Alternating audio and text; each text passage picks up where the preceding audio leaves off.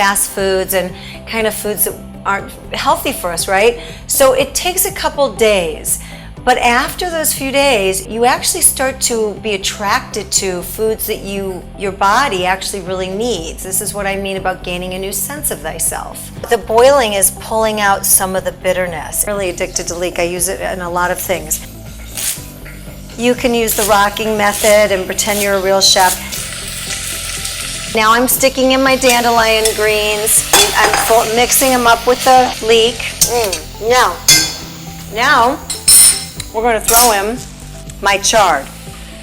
I'm going to add a little bit more oil on top. And I'm cooking at 3, so I'm cooking a little below medium, not that high. I don't like to lose 1 ounce of my dandelion green because I love them so much. You don't want to overcook your greens. And how beautiful are these? Right? Look amazing. Hey everyone, welcome back to High Intensity Health Radio. It's Mike Munsell here, and we're in the home of Dena Mendes, and she's the author of some really great books. She's a cancer survivor, and today we're going to talk about how to cook healthy spring vegetables using dandelion greens, leeks, and chard. So Dena, thanks so much for coming on. Thank you. Thank you for having me. I'm happy to be here. A lot of people are, turned off by dandelion greens because they can be very bitter. Yeah. But they're so good for us. And right now it's liver season, as you know. Talk about that a little bit. What does that mean for people? Well, so automatically our bodies are brilliant machines, smarter than we are, thank goodness. They automatically really start to detox whether we want to or not. So a lot of my patients will call me and they'll say to me, I'm broken out, I have a rash, my eye is twitching, because liver rules the skin, the largest organ in the body, and the eyes. So if you have that little eye twitching in the spring, it's like your liver is kind of waking up. And I like to describe it, and I describe it in my book, as the liver kind of wakes up like a bulb, like a flower, out of the dirt of hibernation, and it shakes off its dust and just says, okay, good morning, I want to be detoxed. And so automatically we start to crave different types of foods. We can start looking more to fresh vegetables, more in season, things that are in season in spring. Now I'm in Chicago, so it's still cold. And it's tough because I'm very thin, I'm small, I'm yin, and so I still need to make my vegetables hot and warm and cooked. If I started to do raw now, when yesterday was 30 degrees and there was actually snow flurries here, I would be freezing and constricted and too cold. So I know my body, and this is the other thing I talk about in my book a lot, is know thyself and gain a new sense of thyself. So are you, a big gregarious guy ruled by the sun and you run hot? Great, you can have more raw at this time of year, even if it's a little chilly. But for people like me and little girls, little yin girls, we're cold. And I run very cold. So I want to make more soups and stews still until it gets hot, which my joke is it doesn't get hot in Chicago until June 11th. So before we get into the cooking and all that, let's kind of talk about your book and your journey, because you're a cancer survivor, I think multiple cancers over time. So kind of share with us a little bit about that. Okay, here's the book. I'm very proud of the book because it's been 20 years of kicking cancer's blank, kicking cancer's butt. Am I allowed to say ass on this show? We'll bleep it out. Okay, so yes, I was diagnosed, and I think I've said this before, and of course it's the biggest thing in my book. I was diagnosed, I had a pea-size, precancerous, totally encapsulated tumor in my right breast, and I had actually slammed my breast in a car door, so I had a trauma-induced tumor. It doesn't run in my family. I'm not BRCA, so I don't have the gene, and so it was 100% HER2 new. But what happened was the doctor didn't do a frozen section. And that's the key right there, is when you go in to remove any tumor, which I believe in, I think, cherry pluck, remove, and then go look at why our body is producing that. And so whether it's emotional components or physical components, whatever those are. But he didn't get it all, didn't do a frozen section, called me 5 weeks later, oops, I didn't get all of your totally encapsulated precancerous pea. And he basically opened up a can of cancer worms. So it went into my lung, bone, brain, neck, all over for 20 years. And I started noticing like I could eat greens and healthy in the right way forever, which I do. But the emotional components for me, which were a big deal, and I had a lot of the kind of anger, frustration, resentment from the liver. So all the different organs and what they represent, fear and anxieties, the kidneys, grief. My brother had passed away, which was lungs, so I got it in my lungs right after my brother passed away. Every time I had some kind of an emotional upheaval or something catastrophic, tumor would pop out. So that showed me, okay, now with my patients, so I'm like my own guinea pig, right? Now with my patients, not only do I work on the food piece, but I bring in the emotional components of our dis-ease. And then you're using food to help untrap some of these stored emotions, potentially? Is that what we're trying to do? Well, I use food. I also use a technique, an ancient Thai Chi or Qigong technique called beating. So like I know, so I'll beat your. So when people come to me actually with like pneumonia and it's stuck in their lungs, I'll beat them. And I teach people how, ancient Qigong masters beat themselves with sticks to dispel old, stuck, physical and emotional toxins, both. And so your liver you work on, beat your liver. I'm like, beat your liver, live longer. So liver, spleen, our lungs. I do this in the shower and beat my lungs. My kidneys, especially if I'm feeling like that kind of stuck anxiety, fight or flight, which is the kidney thing. I do breath work a lot. I work a lot with people, so combining the breath and the tapping and the beating, and now everyone's doing tapping. And my joke is, tapping is for wimps. I beat. That's awesome. I know, because Wayne Dyer's doing and that's called emotional freedom technique. Sure. And that's a little different. It's actually a big difference than this Qigong or Tai Chi tapping and beating. And what this does, the beating actually works on the nadis, the meridians, all the meridians of the organs. And what do we hold in adipose?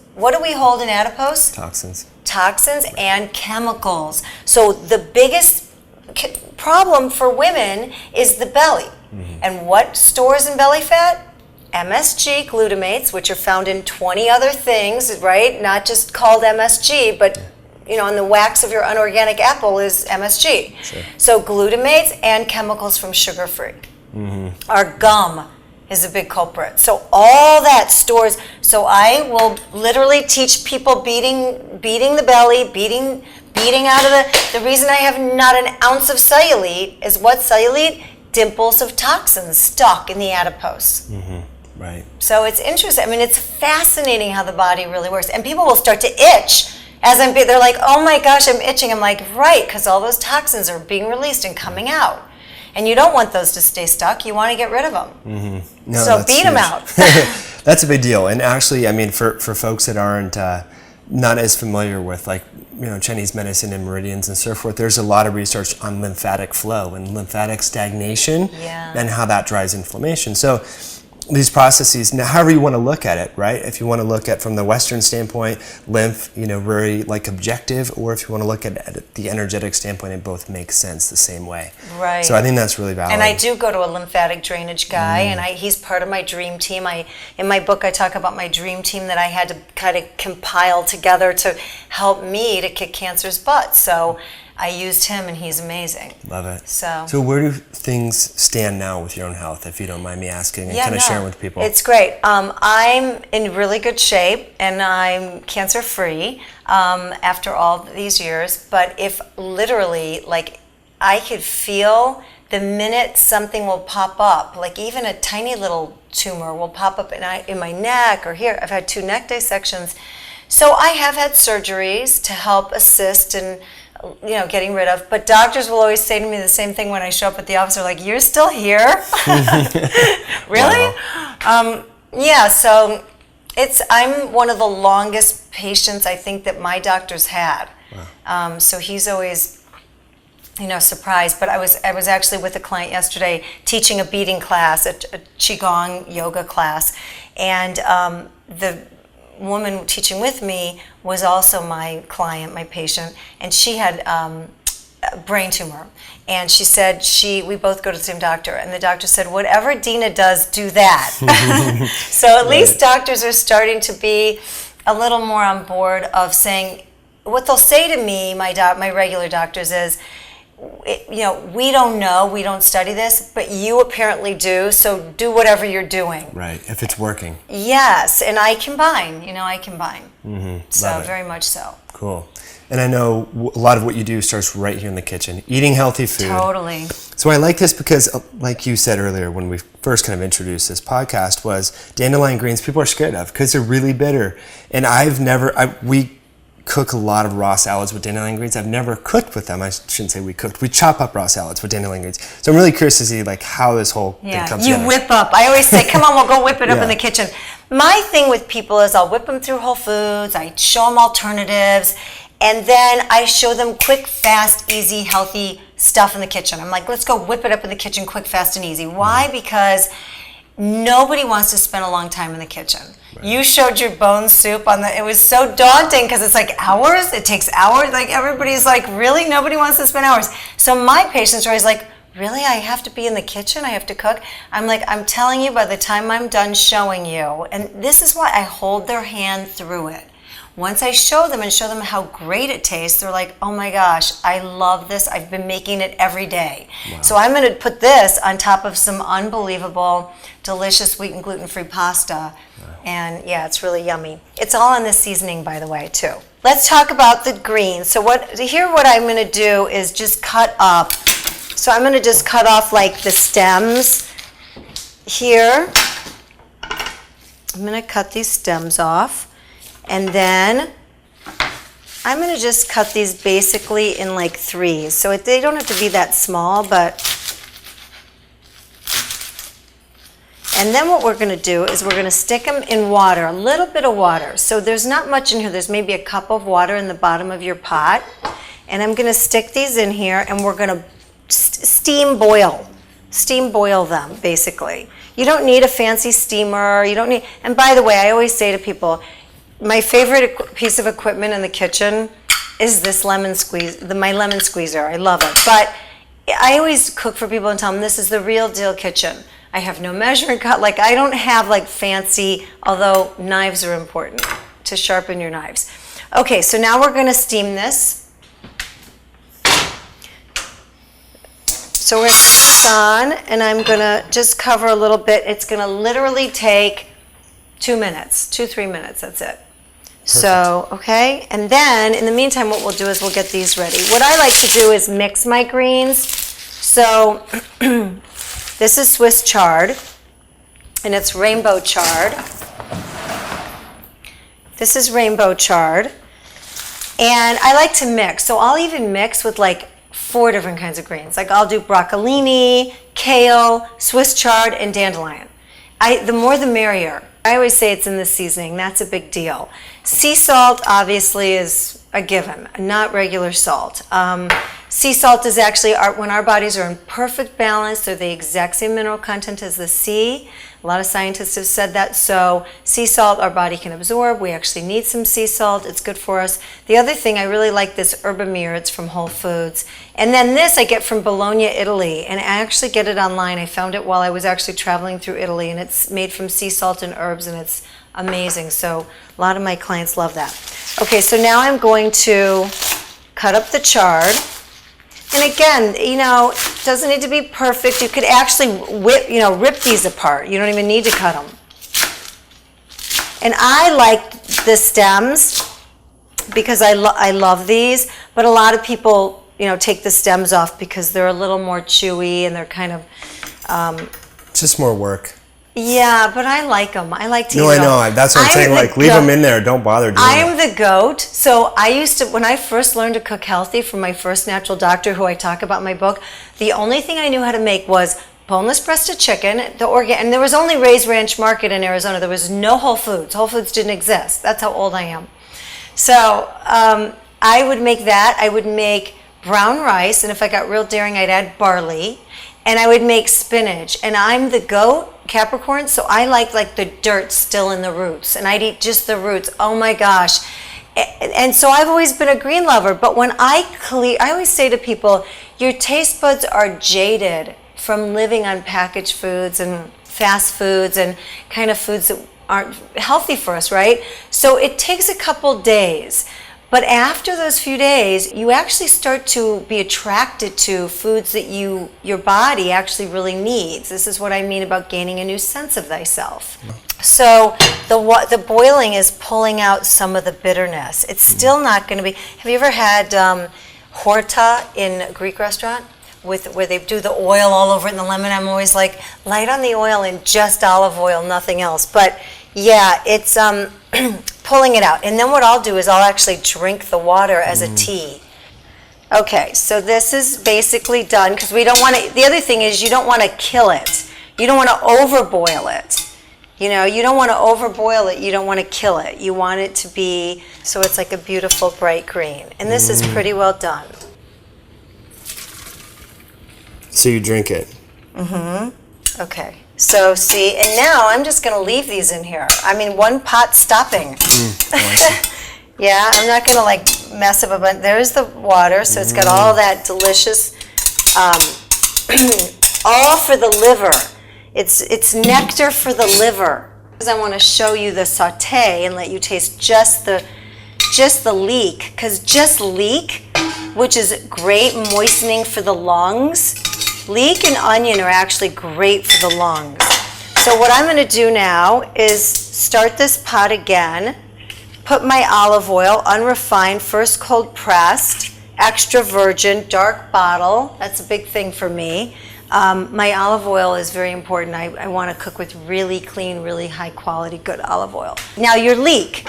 I think leek is a little less obtrusive than onion. Onions have a totally different kind of more obtrusive flavor than leek, but I love leek. I'm really addicted to leek. I use it in a lot of things. So what I do is I cross hatch it like this. So 3-way. Then you can use the rocking method and pretend you're a real chef. This is probably the longest thing that you'll be doing in this recipe is cutting up your leek. But it's not a big deal. This is what the leek looks like, okay? So I'm going to now put this in here. It's ready to go. I'm going to saute this leek. And because you don't want your food, you always want to make your onion or your leek first because you don't want your food to taste oniony. But leek, pretty much, it wouldn't be, like I said, it's less obtrusive than onion, so you're never really going to get that kind of taste where everything tastes like onion. But I also want you to try and taste the amazing taste of just leek by itself. Leek and seasoning, and how you can actually just put leek or leek and goji berry or leek and goji berry with Indian spices on your quinoa, on your brown rice. It's real easy and simple, but I wanted you to taste this. That's good. Right? There's spices. Right? How good is that? Yes. Seasonella from Bologna, Italy. I ended up in Bologna, Italy one day, and I found that, and I was like, oh my gosh. And in the middle of summer, it was hotter than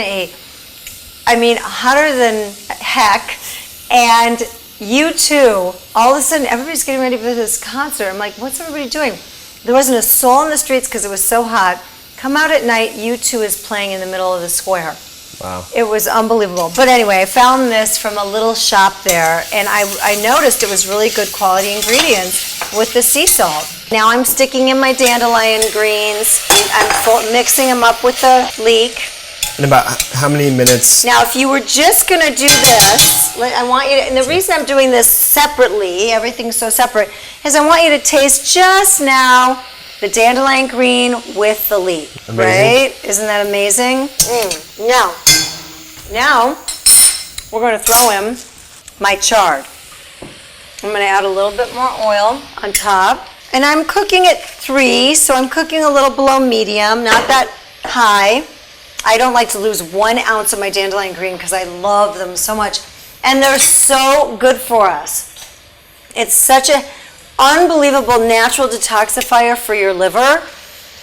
And I have, through all that I've been through, had my liver enzymes elevated where I've completely lowered them through milk thistle, dandelion root teas, and eating tons of dandelion greens. And so I typically, with my doctors, anytime I have any side effects of any kind, I fix it naturally. Yeah. Okay, see, now if you look, this is just like almost enough. You don't want to overcook your greens. And how beautiful are these? Right? Look amazing. So now we put them in the microwave? Microwave. And by the way, I have a microwave here because before I moved in it was here, but I've never used it, not one time. Yeah, me neither. Yeah, right, we stick it in the microwave. I use it to like put plates in. Now you could always pour extra oil. Now I have some fresh basil that I'm going to put on the top. How delicious does Looks that look? amazing. Okay, now you can always squeeze a little fresh lemon, because lemon, typically when they make horta in a Greek restaurant, they do it with olive oil and lemon. If you choose, you could just do that without the other greens. So you could put a little fresh lemon on top. I go get fresh basil. So a little bit of fresh basil. And by the way, if you're eating leftovers, my motto is you always put a fresh herb of cilantro or basil or chives or any kind of parsley to kind of bring back the living live enzymes. I mean, obviously there's tons of living live enzymes in this, but if you were eating leftovers the next day, you want to add your fresh living live enzymes to bring it back to life. Soups you can have for 2 to 3 days. I'm not a big leftover fan of more than 2 days, so bon appetit.